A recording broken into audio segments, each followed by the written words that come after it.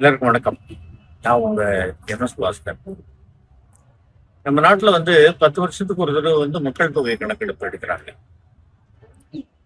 இது உங்க வீட்டுல நீங்க எவ்வளவு பணம் வச்சிருக்கீங்க, எவ்வளவு நகை வச்சிருக்கீங்க, எவ்வளவு சொத்து சுகம் வச்சிருக்கீங்க அப்படின்னு கேட்க போறது கிடையாது. எத்தனை பேர் இருக்கீங்க வீட்டுல, வீட்டுல எத்தனை பேர் இருக்கீங்க அப்படின்றது மட்டும்தான் சொல்ல போறோம்.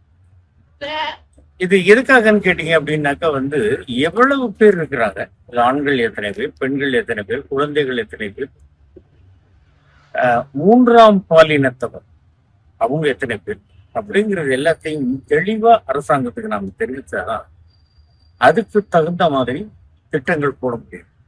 தவறான தகவல்களை சொல்றதோ இல்ல அதிகாரிகள் வீட்டுக்கு வரும்போது உள்ள இருந்துகிட்டே இல்ல அப்புறமா அவங்க சொல்றதோ அதெல்லாம் வேண்டாம்.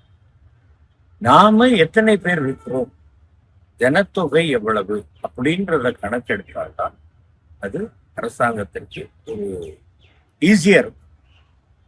இப்ப இந்த ஜூலை மாசம் 1ஆம் தேதியிலிருந்து 31ஆம் தேதி வரைக்கும் இந்த செல்ஃப் என்மரேஷன் அப்படிங்கிற ஒரு மேட்டர் நடந்துட்டு, அதாவது சுயமாக தெரிவிப்பது எத்தனை பேர் இருக்கிறோம். அதுக்கு se.census.gov.in அப்படின்ற அந்த வெப்சைட்டில் போய் நீங்க அது தெரிவிங்க. ஆன்லைன் தெரிவிச்சுட்டேன். எங்க வீட்டுல எத்தனை பேர் இருக்காங்க அப்படிங்கிறதையும் நான் தெரிவிச்சுட்டேன். நீங்களும் அது எல்லாத்தையும் தெரிவிச்சிட்டீங்கன்னாக்க அரசாங்கத்திற்கும் உதவியாக இருக்கும். மக்கள் தொகை கணக்கெடுப்பு அதிகாரிகளுக்கும் அது ரொம்ப ஈஸியா இருக்கும் அப்படிங்கிறது தான் என்னுடைய வேண்டுகோள். உண்மையை சொல்வோம், உறப்பு சொல்வோம், எத்தனை பேர் இருக்கிறோம் என்பதை அரசாங்கத்திற்கு தெரிவிப்போம்.